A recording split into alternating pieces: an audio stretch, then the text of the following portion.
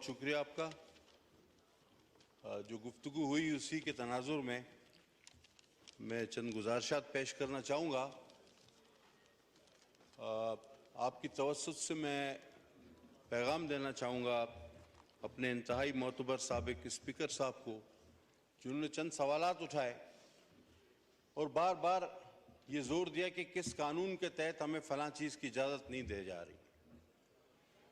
तो मैं ये अर्ज़ करूँगा कि जनाब, ये वही कानून है जब हम आपके दफ्तर के बाहर सारी रात बैठे रहते थे बशमूल ख़वातीन के, और प्रोडक्शन आर्डर जारी नहीं होता था। आप पिछले दरवाजे से निकल कर चले जाते थे, हमें पता चलता था स्पीकर साहब चले गए। ये शायद उसी तरह का कोई कानून हो, या ये उसी तरह का शायद कोई कानून होगा कि हमारी अमेंडमेंट्स जमा होती थी, 40-40 दिन बिल एक दिन में पास हो जाते थे। अमेंडमेंट को पहली बार रोंदा गया, जमाशुदा अमेंडमेंट्स को। शायद ये उसी तरह का कोई कानून हो। या आप कहते हैं कि 85 की मजलिस शूरा से भी इस असेंबली को आप कमज़ोर समझते हैं। मैं समझता हूं पिछली असेंबली, जब आप सबको बखूबी पता है कि वो किस तरह उसके कोरम पूरे कराए जाते थे, मेंबरान लोकेशंस भेजते थे किसको कि जी हम पहुंच गए, हमारी जान छोड़ दो, हम पहुंच गए, हम बिल पास करने पहुंच गए, हमने कोरम पूरा कर दिया है। आज भी वो मेंबर यहां मौजूद हैं और बहुत सारे खुलकर बताएंगे कि किस तरह ये असेंबली 2018 से 23 तक चलती रही, बल्कि 22 तक ये किस तरह चलती रही।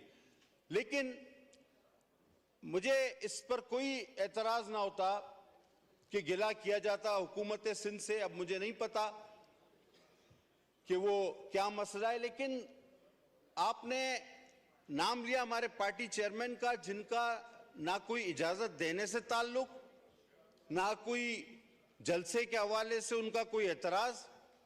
वो एक पार्टी चेयरमैन है, गवर्नमेंट अलग चीज है, पार्टी चेयरमैन अलग चीज है।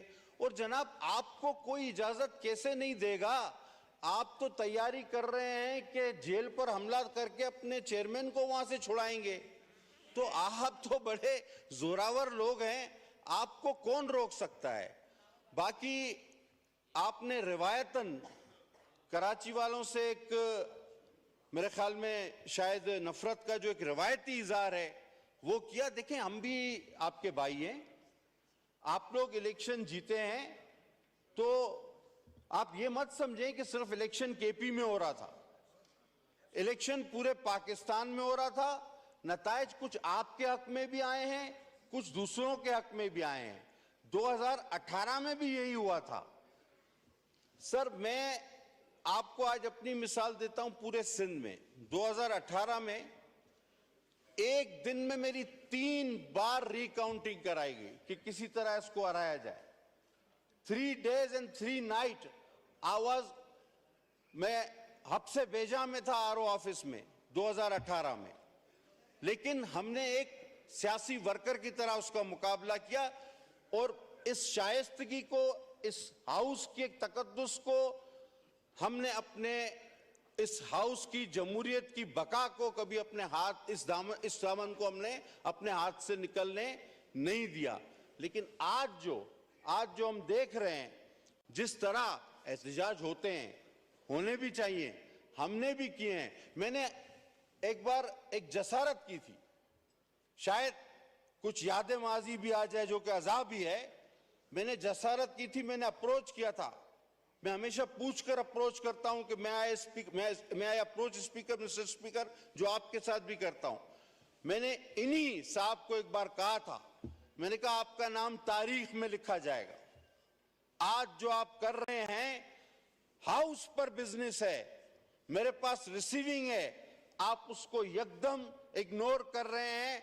आप तारीख में लिखे जाएंगे कि इस तरह भी इस हाउस में हुआ है। ये मैंने अप्रोच करके कहा है। अब इसके लिए हल्फ मैं भी उठाने को तैयार हूं, हल्फ सामने वाला भी उठाए कि ये बात मैंने की थी या नहीं की थी, कि तारीख में ये बदतरीन मिसाल साबित होगी। लेकिन हम आज फिर ये चाहते हैं कि इस हाउस का तकद्दुस बहाल हो, हम और आप मिलके इस मुल्क की मुश्किलात में कमी करें, हम और आप मिलके इस मुश्किलात का सामना करें तमाम इख्तलाफात के बावजूद।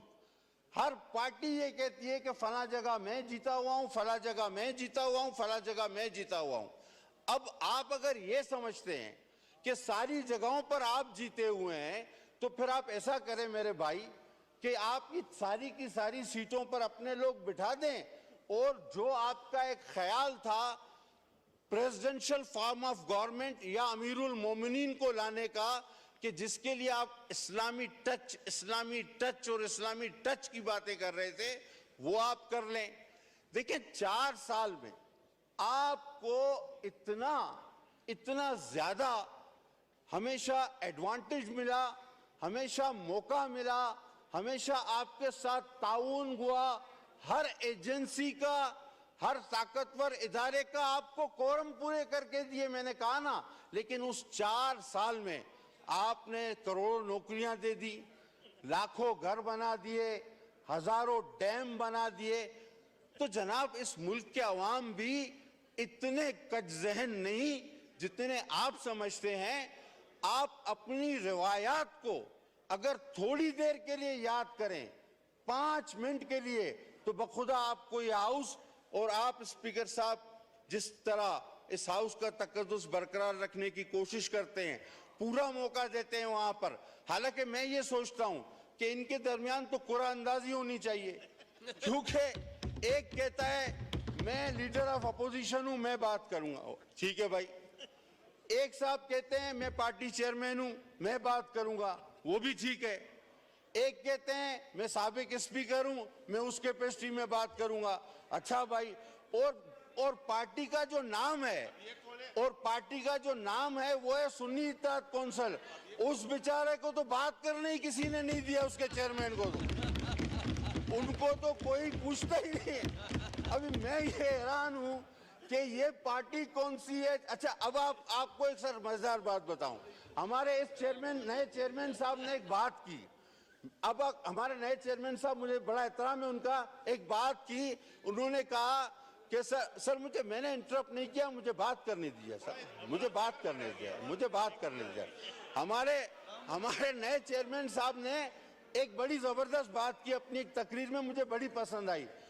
हमारे चेयरमैन साहब ने कहा, नए चेयरमैन साहब ने, दोनों चेयरमैन है मतलब उनके चेयरमैन एक ही बात है, बड़े भाई हमारे, उन्होंने कहा कि मुझे पसंद थी जमात इस्लामी और एमक्यूएम, ओके, लेकिन इलेक्शन लड़ा इन्होंने पीपल्स पार्टी के टिकट पे, चेयरमैन, और फिर गए ये पीटीआई में, चेयरमैन बने पीटीआई के और शामिल हो गए सुन्नी इत्तेहाद कौंसिल में। ये तो पूरा अलजबरा का सवाल है सर। अगर इसको छाप दिया जाए तो स्टूडेंट फेल हो जाएगा। आप ये मतलब कहां से ये बातें आ रही हैं? और सर आप सीनियर आदमी हैं, अभी आपसे थोड़ा सा हौसला, थोड़ा सा तसल्ली रखें। मैं कोई ऐसी बात नहीं कर रहा, मैं तो इस हाउस को थोड़ा सा पिछला वक्त याद दिला रहा हूँ। पटेल साहब, अगर याद है, एड्रेस द चेयर और प्लीज वाइंड अप कीजिए। सर मैं तो इस उसूल का कायल हूं कि मैं एड्रेस ही चेयर को करता हूं, लेकिन अगर दोनों जानिब से इस पर अमल किया जाए तो ज्यादा बेहतर है। हकीकत बात यह है सर, हकीकत बात यह है कि इस वक्त जो हालात है ना, वो मैं आपको तुफैल न्याजी की जुबान में अगर बयान कर दूं, वो कहते हैं कुछ शौक दी यार फकीरी दा, कुछ शौक सी यार फकीरी दा, कुछ इश्क ने दर्दल रोल दिता, कुछ दुश्मन का कुछ का कसर ना छोड़ी सी, कुछ जहर रकीबा गोल दिता, कुछ अभी करता हूं, वो कुछ जहर रकीबा रोल दिता, कुछ सड़ गई किस्मत बदकिस्मत दी, कुछ यार जुदाई विच रोल दिता, कुछ होंज भी गलियां औखियां सन, कुछ गल विच गमादा तोक भी सी, कुछ शहर के लोग भी जालिम सन, कुछ सानू मरण दा शौक भी सी। ये हालत है इनकी इस वक्त। जी शुक्रिया। मेरे लिए असद कैसर साहब काबिल एहतराम हैं, फॉर्मर स्पीकर हैं, और उमर अयूब साहब लीडर ऑफ द ऑपोजिशन, आप सब काबिल एहतराम है मेरे लिए। मौलाना फजलुर रहमान साहब ji, point of personal explanation, point of अपना मैं सिर्फ इतना कहना, अफरीदी साहब आपका तो नाम ही नहीं लिस्ट में दिया मुझे। ये जान के आपसे साजिश करते हैं। नहीं, ये देखें मुझे लिस्ट दी, आमिर डोगर साहब किधर हैं? जैन, ये प्लीज लें। ये जान के आपका नाम नहीं लिखते। मेरे पास ये कागज है, ये देखें आपकी पार्टी ने क्या लिख के दिया। जैन साहब लिख के दे अपडेट कर जी। असद कैसर साहब, ये मुअज़्ज़ज़ मेंबर ने जो बात की है, इसने बिल्कुल गलत तौर पर आज जो है ना आपके सामने बात रखी है। ये सेक्रेटरीट इस बात की सारा रिकॉर्ड आपके पास मौजूद है। मैं सिर्फ चैलेंज कर, प्लीज आबिद खान साहब प्लीज। वो ऊपर मैंने लिखा है, मैं सिर्फ ये अभी लिखा है इसलिए कि आप लोगों ने नाम नहीं लिखा था। ये किस जगह पे रखना है, किस तो जो सीरियल चाहिए नंबर स्पीकर साहब की पे? ऊपर दे दो। ओके जी जी, नहीं चेयरमैन साहब नहीं, इनका अफरीदी साहब का।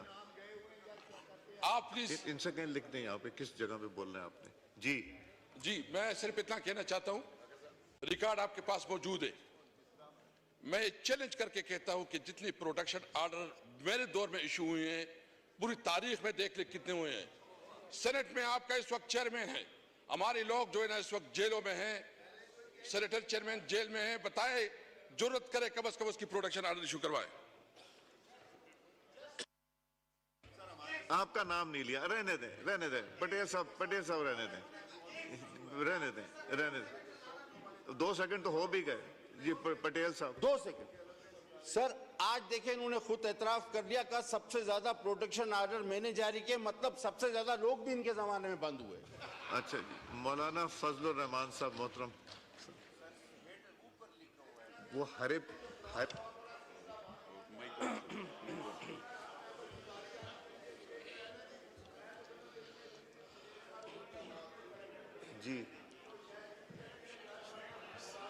जी please kindly house in order रखें जी। मौलाना साहब